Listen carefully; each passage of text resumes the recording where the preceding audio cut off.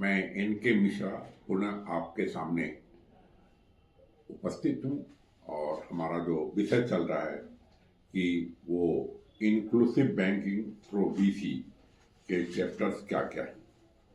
अभी तक जितने चैप्टर्स की मैंने चर्चा किया, ये सभी चैप्टर्स जो है आपके handbook on date recovery agent के कोर्स में भी समाहित है। मैं थोड़ा सा आपको रीजन के लिए बोल दूं, ताकि यदि आप जो है बीसीबीएफ का कोर्स कर रहे हैं तो उसके तुरंत बाद जो है आप जो है डीआरए का भी कर लें। इसमें भी जो है मॉड्यूल बने हुए हैं, module A, module B, module C, module D.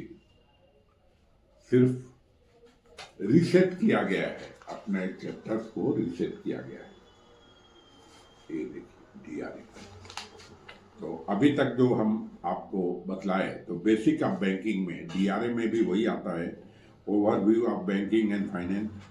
एक जोड़ दिया है bankers customer relation, various deposit scheme and other services वही है, account opening and operation account वही है।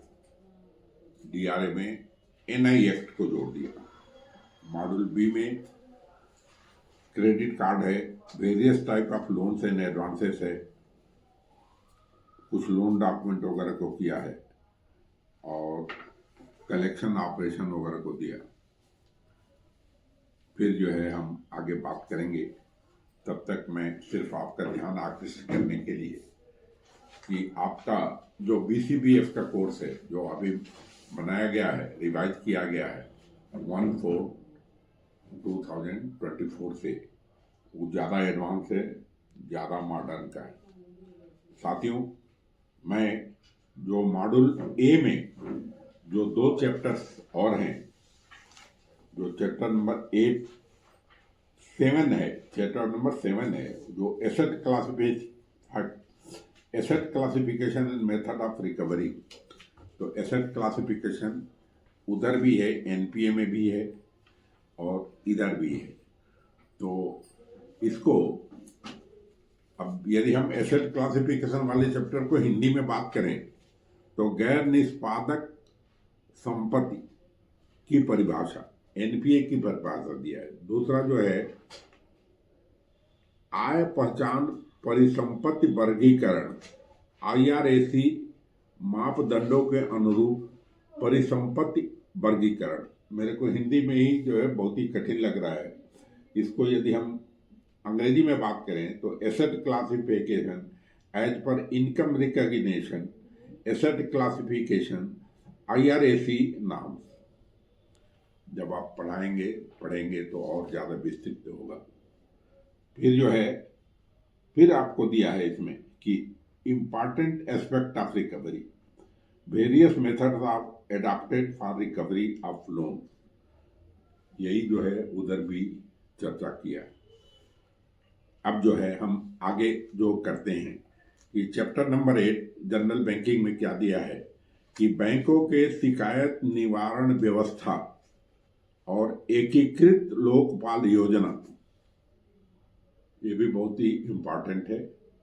इसमें भी अलग अलग जो बातें हैं कि शिकायत का अर्थ क्या है, छोटे ग्राहकों की आम शिकायतें क्या होती हैं, शिकायत निवारण और इसके सिद्धांत क्या है, ग्राहक शिकायत कस्टमर कंप्लेंट क्या होती है, बैंकों में शिकायत निवारण की प्रणाली क्या है, एकीकृत लोकपाल योजना इंटीग्रेटेड अम्बसडर स्कीम क्या है। साथियों, सबकी जानकारी रखना है, तभी आप जो है सफल बैंकर बनेंगे। तभी जो है जब ग्राहक के भी अधिकार हैं तो ये डर के काम कीजिए कि आप जो कर रहे हैं तो ग्राहक का भी अधिकार है, जिसके तहत वो आपसे शिकायत दर्ज कर सकता है और उसका प्रोटेक्शन आरबीआई से मिलता है। अब जो है साथियों, इसी में ओवरव्यू ऑफ फाइनेंशियल मार्केट आया है, वित्तीय बाजार का अवलोकन। बताइए कितना अच्छा कोर्स है। अब इस पर जो है हम समय समय पर वेबिनार करते रहते हैं और आपको इनवाइट करते हैं कि आप जो है उस वेबिनार जो है 1-1 घंटे का रहता है। हमारा संबंध जो है इंडिया के बड़े बड़े जो है इंस्टीट्यूशन से है, जो कि ऐसे वेबिनार करके आपको ज्ञान देते हैं। कृपया उसको जरूर अटेंड करें। इसमें जैसे भारतीय वित्तीय बाजार, वित्तीय प्रणाली नियामक, बैंकिंग सेक्टर, पूंजी बाजार, बीमा बाजार, पेंशन बाजार, तो ये सब चीजें जो है, अभी तो मैं हेडिंग बताया भैया, जब आप उस चैप्टर को पढ़ोगे ध्यान से तभी आप आगे बढ़ोगे। तो साथियों, ये हमारा वीडियो नंबर 3 से अब हम जो है आपको मॉड्यूल बी में क्या क्या दिया गया है और वो आज के डेट पर कितना महत्व है, उस चैप्टर का नाम है financial inclusion and role of BC. ये देखिए, इसको इस वाले चैप्टर को देखिए, ठीक है। अब इसी को यदि हम मॉड्यूल बी की बात करें तो वित्तीय समावेशन और बिजनेस करस्पॉन्डेंट की भूमिका, ये चैप्टर दिया है। और इसमें भी आप हिंदी में पढ़िए कि अब यहाँ पर आपका रोल क्या है।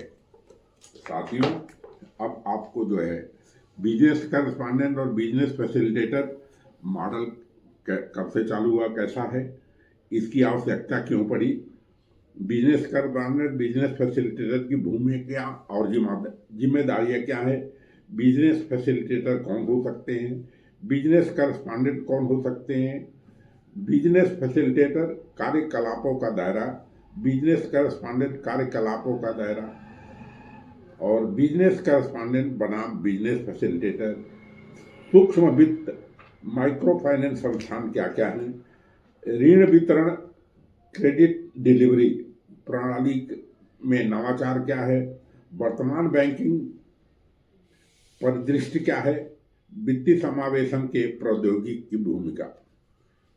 अब देखिए, इतना बड़ा चैप्टर है, आप रोज काम करते हैं मगर ये समझना पड़ेगा कि आखिरकार आपको किस किस दायरे में काम करना है, आपका रोल क्या है। अब आता है फाइनेंशियल एजुकेशन एंड काउंसलिंग।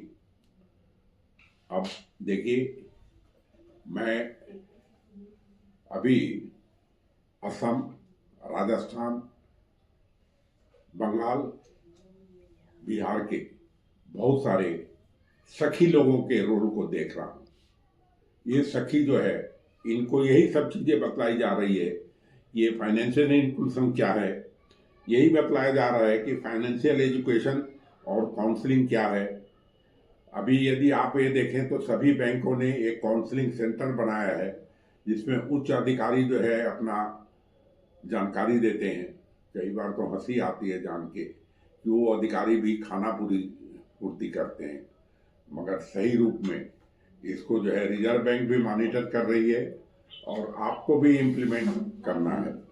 तो साथियों, ये financial education, importance of financial education, role of communication in financial education and financial counselling, effective counselling, role of financial counsellor in finance education, cross selling, role of financial counsellor, borrower profiling, डेप्ट management scheme. साथियों, बहुत बड़ा सब है chapter course. आप जो है लगन से पढ़ें तो बहुत अच्छा रहेगा। यदि आप जो है ट्रेनिंग के दौरान नहीं पढ़ पाए, नहीं समझ पाए, तो आपको ये बुक रख करके पढ़ना होगा, या आप जो है हमारे चैनल को देखिए, चैनल को सब्सक्राइब कीजिए, सरोज नंदन शिक्षा अभियान करके है, क्लिक कीजिए, वीडियो को लाइक कीजिए, सब्सक्राइब कीजिए, फिर देखिए कि आप जो है कितना आनंद पूर्वक इसको पढ़ पाते हैं, समझ पाते हैं। तो साथियों, अब हम जो है आपसे जो अगला जो चर्चा करेंगे वो government scheme for promoting financial inclusion. Government की स्कीम क्या क्या है जो कि आपको आगे बढ़ाती है, रोज आप करते हैं। प्रधानमंत्री जन धन योजना PMJDY, प्रधानमंत्री जीवन ज्योति बीमा योजना PMJJY, प्रधानमंत्री सूक्ष्म बीमा योजना PM SBY, अटल पेंशन योजना APY, national pension system light NPA, light स्वावलंबन योजना, वित्तीय समावेश में राष्ट्रीय रणनीति। अभी तो रोज जो है एक एक स्कीम जुड़ रही है और इसी पर प्रश्न आ रहा है, तो आपको जो है सबका ध्यान रख के तब आगे बढ़ना होगा। साथियों, अब जो चैप्टर आता है उसी में वो जो है रिस्क एंड फ्रॉड मैनेजमेंट, अब इसको हिंदी में बोलते हैं जोखिम और धोखाधड़ी प्रबंधन। बैंकों की नज़र में जोखिम और इससे कम करने के उपाय क्या होंगे? BC की नज़र में जोखिम क्या है? जोखिम और धोखाधड़ी प्रबंधन कैसा होता है? बिजनेस करस्पॉन्डेंट और बिजनेस फैसिलिटेटर के लिए क्या करें क्या ना करें, ये सब समझिए कि साथियों आपके लिए बहुत ही महत्वपूर्ण है। अब हम जो है अगले चैप्टर पर जाएंगे जिसको कि मॉड्यूल C बोलते हैं, वो टेक्निकल स्किल। आपको टेक्निकल स्किल क्या क्या चाहिए इस पर हम अलग से ही वीडियो करेंगे। तब तक के लिए हम आपसे निवेदन करते हैं कि आप वीडियो नंबर 4 पर के लिए प्रतीक्षा करें। Thank you. विजिलेंस